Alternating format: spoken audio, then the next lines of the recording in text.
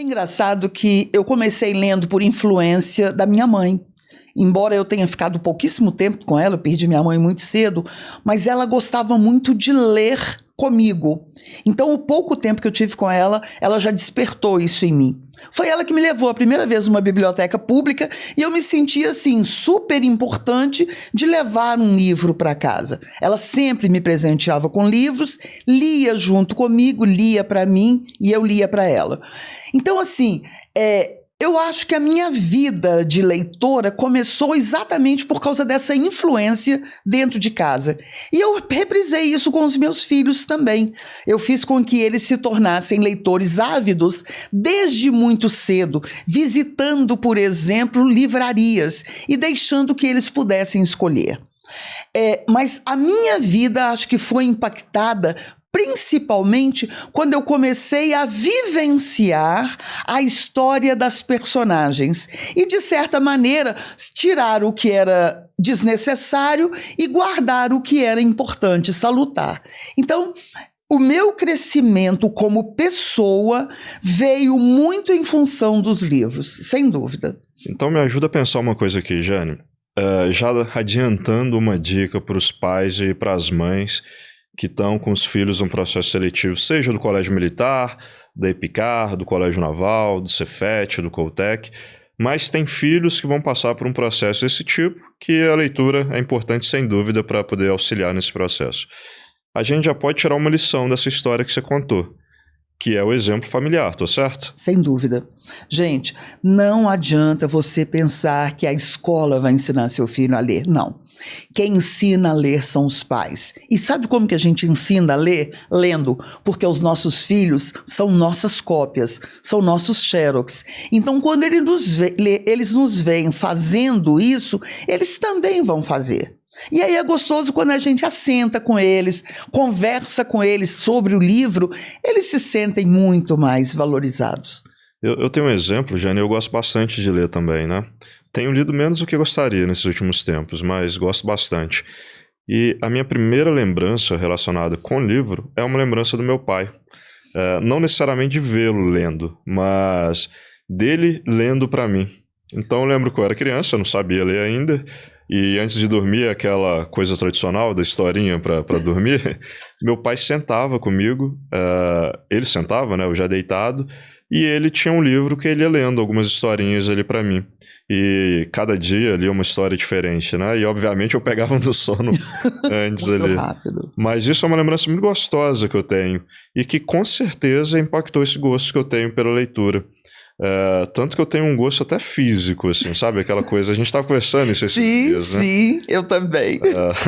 Aquele livro que eu te dei, a gente falando da textura dele, das páginas. Da qualidade das páginas, né? A capa. Sim, a capa de couro, maravilhosa. E essas lembranças eu acredito que sejam lembranças bem basais, bem ali da infância mesmo, essas memórias afetivas. E isso me faz lembrar um ensinamento que você sempre passa para os pais de alunos, que é quando você fala, ensina o filho no caminho, e não o caminho. Exatamente. Eu tenho isso muito firme mesmo. E eu vejo, principalmente dos alunos que se tornaram devoradores de livros, que, com certeza, a influência dentro de casa foi determinante para que eles se tornassem leitores vorazes. E uma dica aqui, Jane. Vamos supor que a minha família não tem o hábito da leitura, mas eu já sei que é importante ler para poder fazer uma boa prova, para poder se desenvolver como ser humano, para poder ir bem tanto no português quanto na matemática. Depois a gente entra até em mais detalhes sobre isso. Como fazer isso, já que lá em casa eu não tenho esse hábito? Sabe o que eu digo para os pais? Por exemplo, o filho está se preparando para um concurso, precisa ter um repertório muito bom para a redação e, obviamente, esse repertório virá pela leitura. Então, eu digo para os pais o seguinte: pegue o livro que seu filho está lendo. Você não precisa de ler o livro todo, não. Vai lá na página 26, por exemplo, leia a página 26 ou o capítulo 4 e depois diga para o seu filho, seu filho tem que ver que você está lendo. E aí você diga para o seu filho, diz assim para o seu filho, puxa, na parte do capítulo 4 aconteceu isso e isso. Você já chegou nessa parte?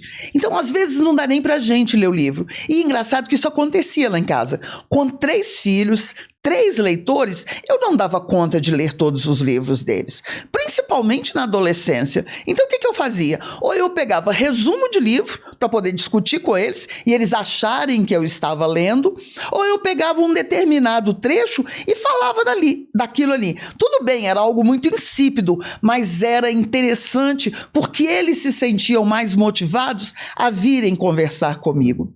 E hoje em dia o que acontece, apesar de eu não ter mais nenhum filho em casa, é que eles sempre estão me trazendo livros. E agora os agregados também, as noras, os genros, me dando livros que eles já leram para que a gente possa discutir. Faz parte do processo seletivo? Para ser nora ou genro tem que ser leitor também na sua casa? Olha, lá em casa, por brincadeira ou não, mas todos os agregados são leitores também. Eu acho que você acaba...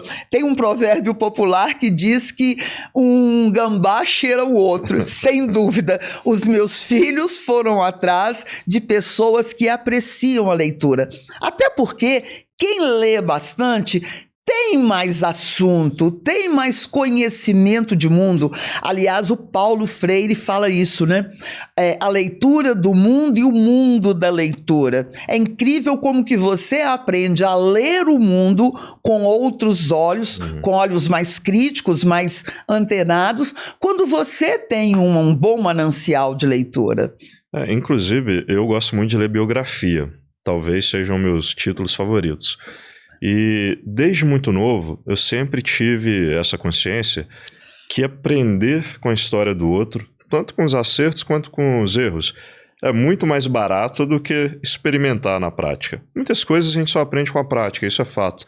Mas eu acho que tem uma sabedoria muito grande em aprender com a experiência do outro. E às vezes se motivar também pela história do outro, pela trajetória de superação das dificuldades e tudo mais.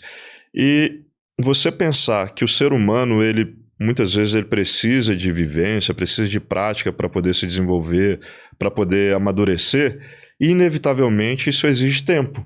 Então, algumas coisas que sem uma experiência pregressa, sem alguém ali para orientar a gente demoraria 30 anos para poder desenvolver aquele conhecimento, aquela maturidade.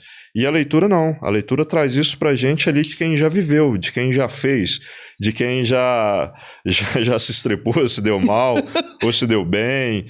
Alguém que superou uma coisa muito grande, muito difícil, e você enxerga aquilo ali como um exemplo pessoal também para poder superar.